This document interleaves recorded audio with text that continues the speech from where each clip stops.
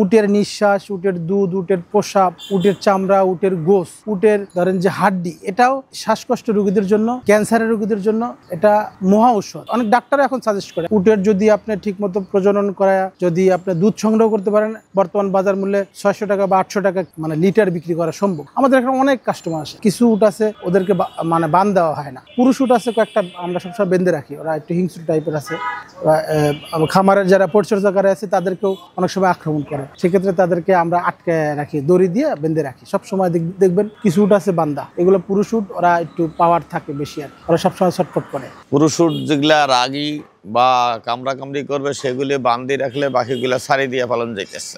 আর বিকেলে একবার খাওয়ান দিলেন তাহলে ওদের আর কোনো প্যারা নাই, ঝামেলা নাই। তাহলে গরুর চেয়ে অনেক সহজ, গরু প্রত্যেকটার সামনে খাওয়ান দিতে হয়। আর এটা আমরা ওই যে বড় ওয়াশিং টপে খাওয়ান দিই, সবাই একখানে খায়। গমের ভুসি দেই, শুরুতে কুড়া খাওয়াইতাম, পরবর্তীজন দেখলাম কুড়ার মধ্যে বালু থাকে, এ কারণে আমরা কুড়া বন্ধ করে দিলাম, দিয়ে শুধু ভুসি খাওয়াই। এখানে সরিষার খোল দেই, রাব দেই, আর ঘাস যদি সুযোগ পাই ঘাস খাওয়াই। সবসময় তো আর ঘাস পাই না, আমরা বেশিরভাগ ধানের যে খেটটা আছে খেটটা খাওয়াই। নাম দেওয়া হয়েছে এটা পরিষ্কার সুবিধা অর্থে, চিকিৎসার সুবিধা অর্থে। এখন যদি আমরা একটা ট্রিটমেন্ট করতে যাই তাহলে একটা পরিচয়ের দরকার আছে। নম্বর বা নাম ব্যবহার করা হয় শুধু ওই চিকিৎসা এবং পরিচয়ের সুবিধা অর্থে। তাদের সাথে সম্পর্ক অবশ্যই ভালো থাকতে হবে, তা না হলে এগুলো হলো হাতির মতো একটা পশু, এটা সাধারণ লোকে কন্ট্রোল করবে কিভাবে? তারা যদি তাদেরকে না মানে কন্ট্রোল করতে পারবে না। এই জন্য অবশ্যই তাদের সাথে তাদের একটা সম্পর্ক আছে, এ কারণে তাদেরকে মানে বলিয়া তারা পারে পালতে। এখানে মাংস বিক্রি হয়, উটের মাংস 3000 টাকা কেজি, দুম্বার মাংস আছে 2000 টাকা কেজি। এটা ক্ষণস্থায়ীর জন্য, মাংস শেষ হয়ে গেলে শেষ।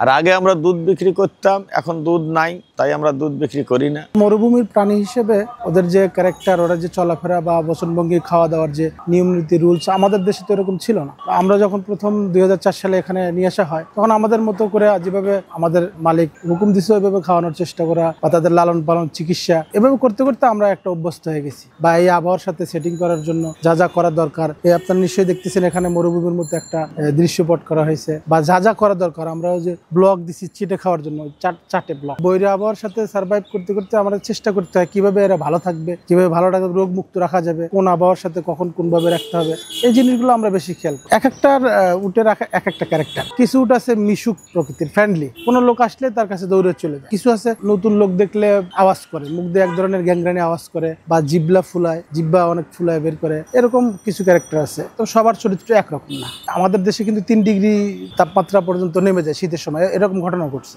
তো যেখানে 40 ডিগ্রি তাপমাত্রা সবসময় ওরা বেঁচে থাকে, সেক্ষেত্রে 3 ডিগ্রি অনেক নগণ্য না? সেটা আমি বলবো ওলি আল্লাহদের কেরামতি, এটা অলৌকিক। আমরা অনেকটা ওদের সাথে, আবহাওয়ার সাথে বুঝে গেছি যে কিভাবে ওদের কখন ছায়াতে নিতে হবে, কখন ভিতরে থাকবে। প্রথম আমাদের এরকম লক্ষ্য ছিল না বিক্রি করা। একসময় আমাদের উট বাড়তে বাড়তে ফার্মও অনেক বড় ছিল, প্রায় 65-70-এর মতো এটা হয়েছিল। তো আস্তে আস্তে আমরা বিভিন্ন অনুষ্ঠানের জন্য এগুলো কোরবানি করা, বিভিন্ন আমাদের বিশেষ অনুষ্ঠানে জব করা, এমনি এমনি বেশ উট আমরা কমাই ফেলছি। আর ফার্মের আকারও ছোট করে ফেলছি। সামনে দেখতে মসজিদ করা হয়েছে ফার্ম ভেঙে।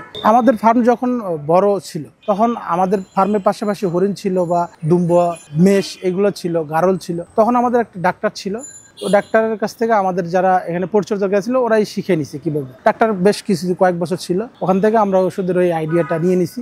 এখন ওই হাতে কলম যে শিক্ষা আছে, এই শিক্ষা দিয়ে আমাদের এই চিকিৎসাটা করা সম্ভব হয়। বাইরে থেকে এরকম কারো সাহায্য বা এরকম নেওয়া হয়নি। আমরা কৃত্রিমভাবে ইলেকট্রিক যে লাইট, হিট লাইট আছে, এরকম লাইটও দেই। লাইট দিয়ে যেন তাপমাত্রাটা একটু বেশি থাকে। জানেন আমরা ঘরেও অনেক সময় এরকম করি, ঘরকে একটু হিট রাখার জন্য আমরা ঘরে লাল লাইট যেটা বলা হয় সেগুলো আমরা ব্যবহার করি।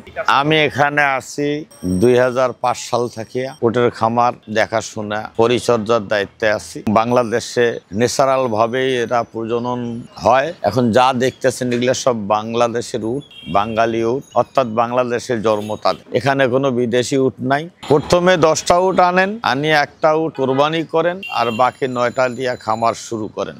যে 10টা উট কিনছিলেন তার মধ্যে 2টা গর্ভ ছিলেন, তাদের বাচ্চা ছিলেন। 2004 সালে আবার প্রথম একটা বাচ্চা হয়, বাচ্চাটা আল্লাহ রহমত টিকি যায়। পরবর্তীতে আরেকটা হয়, দোনোটাই পুরুষ বাচ্চা হয়। পুরান উট এখন নাই, এখন যেগুলা আছে তাদের বংশ আছে এখানে।